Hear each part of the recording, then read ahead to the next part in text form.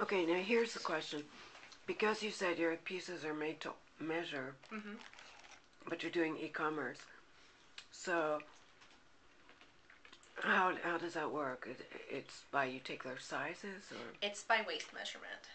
And I have like a little drop down menu that says waist measurement in inches, and then has a range of different sizes. And then if the person falls outside of the size, they can just email me, and of course I will accommodate. I just like to say, I've made things for. I've made a harness for a girl with a 22-inch waist. I've made a harness for a guy with a 56-inch waist. So Wow. Do you ask them to send you pictures? Sometimes if there's someone who's maybe ordered a few things, I say, I'd love to see you wearing them. Could be fun anyway. Yeah. Make a collection of it. Yeah, I have like on my Facebook group, I have a little folder called Leather Lovers where I post people who have my things.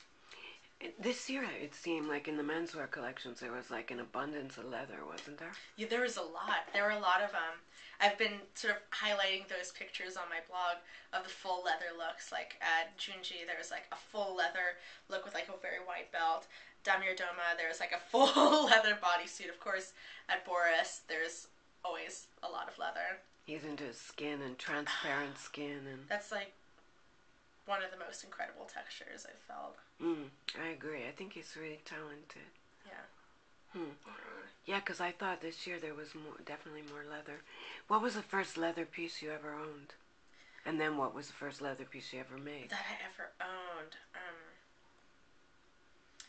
I can't even... It took me a long time to even find a leather jacket that I liked. Like a motorcycle jacket? Because motorcycle jackets don't look good on me. They just make me look super butch, and it's just not good. I think it was like... it was like I think it was this red leather sort of bomber style, and it was by Banana Republic, but like 30 years ago. Like the label had bananas on it. Cool. It's probably a copy of a Claude Montana or something. Well, it didn't even have shoulders or anything. No? No, it's the first one that can really come to mind. I remember buying like a black leather dress that I didn't even wear because after I got home it was just so uncomfortable. There's something about wearing leather though, isn't it, that gives you, like, it's empowering. I mean, you can say that about leather more than any other textile, or it's not a textile, it's a skin. Yeah. But it just gives you something. Did you ever see the old movie called Fugitive Kind? No, I should see it. With Marlon Brando, where he has this red snake jacket. And it's this whole thing about this jacket, and like his body temperature has the same temperature as a dog or something. It's always hot. But so what was the first piece in leather you made?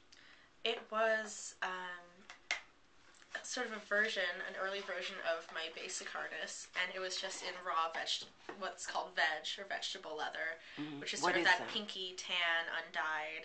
It hasn't been dyed, it hasn't been finished. Louis Vuitton uses it for a lot of their bags. If you get, like, it'll age and get darker. If it gets wet, it gets darker. And it's just also a really lovely color.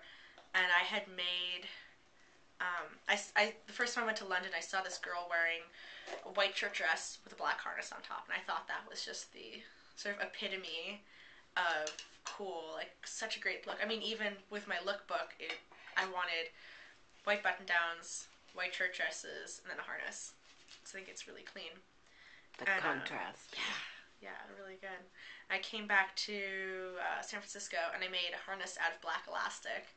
That was cool for a while. And then at the store Harpits where I was working, we had this sort of belt assembling station.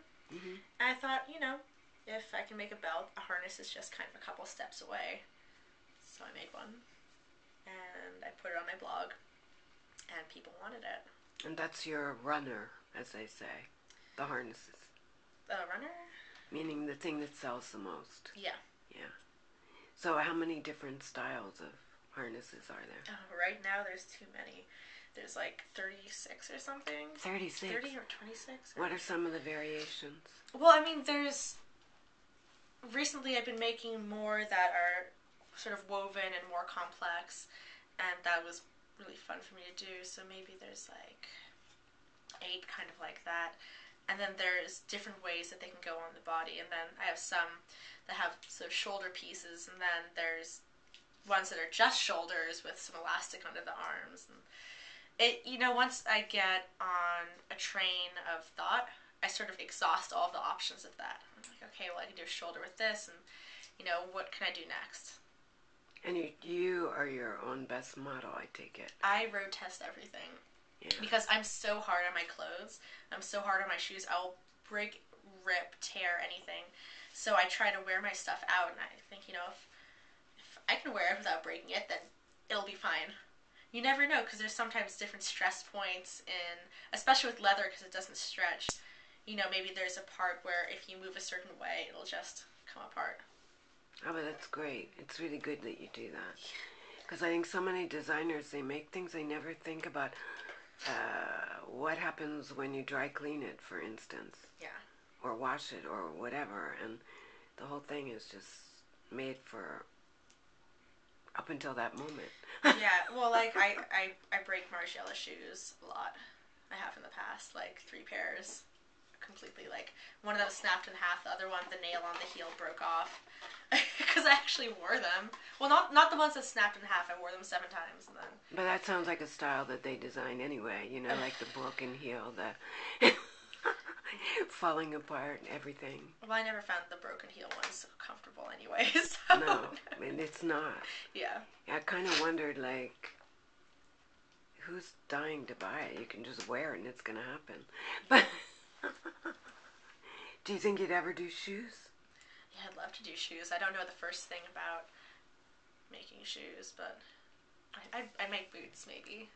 Yeah. Because I love boots. Because then you'd have to work with someone else for manufacturing. Yeah, I mean, I've made things for shoes, like boot straps. I had one that sort of like comes out the back a little bit, because I really like what the Rick Owens Turbo Wedge does. That it just changes the silhouette. So I made wings for the back of shoes, and then I made almost like a spat that could go over the front of a boot or just go on the leg, and it's really complex and all sorts of woven leather, and it's like, why you don't have to buy the Elia laser cut leather boot, because you can just have the leather that goes on top, which is great. Yeah, have a new shoe.